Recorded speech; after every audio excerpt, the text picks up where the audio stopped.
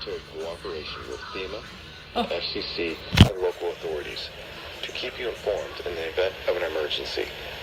If this had been an actual emergency, an official message would have followed the alert tone.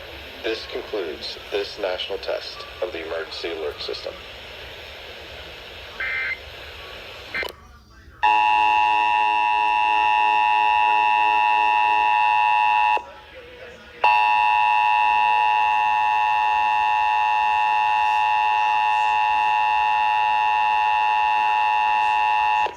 This is a national test of the emergency alert system.